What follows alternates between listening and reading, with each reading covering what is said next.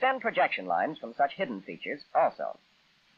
On the view, represent a hidden feature like this hole by dotted lines. Now, suppose you could put a second plane above the first and perpendicular to it. Extend projection lines to create the top view.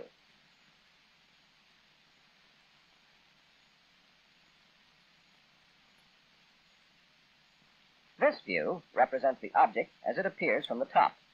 It shows the width of the object and the depth or horizontal distance from front to rear. Again, the dotted lines represent hidden features.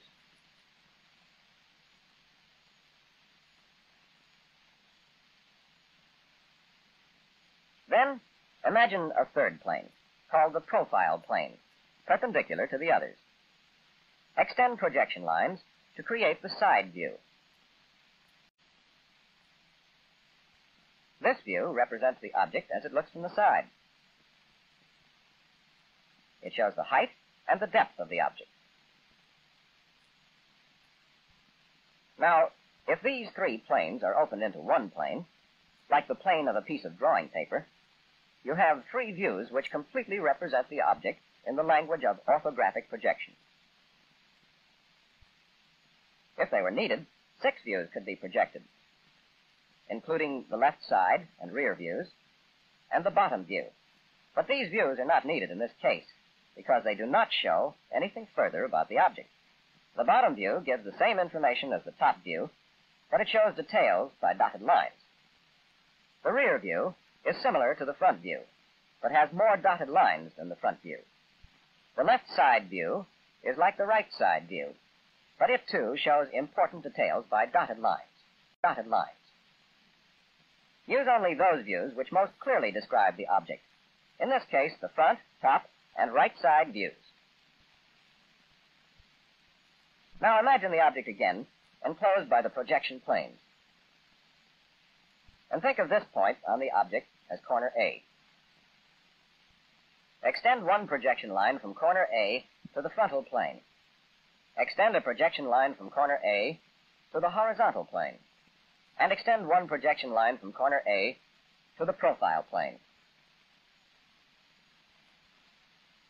Notice that corner A on the object corresponds to point A on the front view.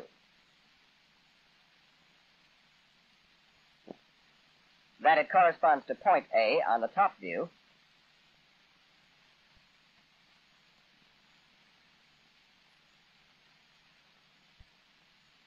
and to point A on the side view. Then you will see that any point on an object appears in every view. Now consider corner F directly below A. Projection lines from corner F and corner A to the top view are identical. Therefore, the coincident points A and F on the top view represent the entire edge AF on the object. If you identify a number of points by such letters, you can easily see that most points on a view represent more than one point on the object, and that the view represents not a surface, but the object as a whole. In a drawing, the views have a definite relationship to each other, determined by the relationship of the planes of projection. Here the planes are mutually perpendicular. Projection lines creating the top view could in turn be projected on the frontal plane. That is, they have their images on the frontal plane. Projection lines creating the front view have their images on the horizontal plane. When the planes are opened, these images of the projection lines become continuous parallel lines coordinating the two views. This means, in general, that points in one view must always be in line with similar points of another view. And specifically here, that the width, which appears on the front view and on the top view, can be projected by parallel lines from one view to the other.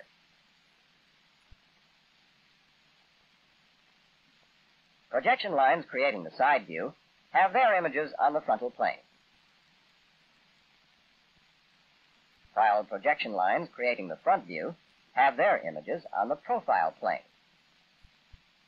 So, of course, The front and side views will be coordinated by parallel lines. And when the views are in one plane, the parallel lines will project the height from one view to the other. The depth dimension can be transferred from the top view to the side view, or from the side view to the top view. In other words, because the views have this definite relationship to each other, points of one view can be located by projection or by transfer from other views. Now you know the meaning of orthographic views and how they represent an object. The top view shows its width, depth, and part of its shape. The front view shows its height, width, and more of its shape. The side view shows the height and the depth and completes the description of the shape.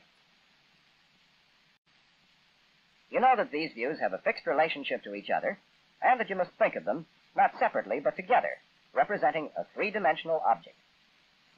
It will help you do this if you visualize the object from the views, as if you were to cut it out of a block of material. The front view tells you the height, width, and shape of the object from the front.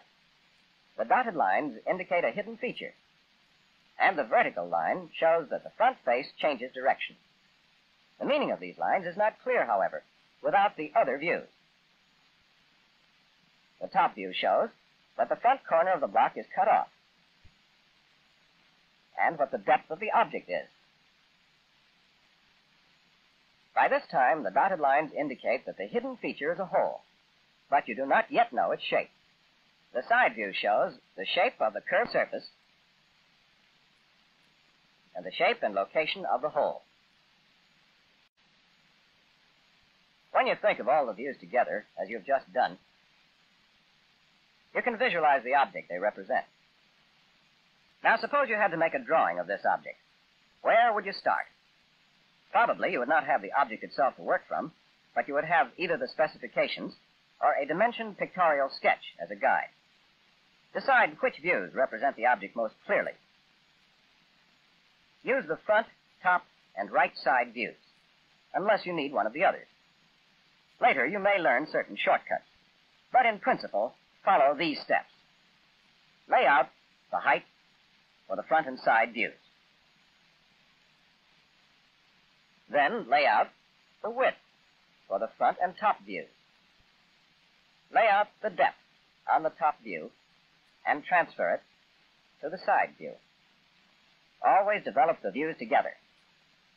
From the specifications, determine the thickness of the vertical portion and show this vertical portion on the top view and on the front view.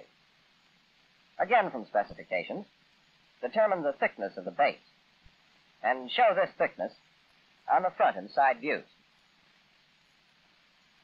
The curved surface and the hole are concentric. Therefore, you can use one center for both. Then, draw the hole and the semicircular contour.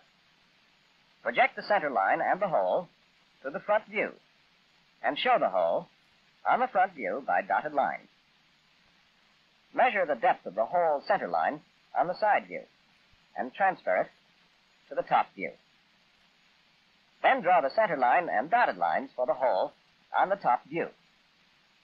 From specifications, determine the width and the depth where the corner is cut off. Locate the cutoff corner on the top view and project it to the front view. Measure the depth to the cut on the top view and transfer it to the side view to indicate the cutoff corner on the side view. Strengthen the lines of the three views, and you have an orthographic drawing of the object. When the drawing is finished, you will add dimensions and notes. From the information on the blueprint, the object can be constructed.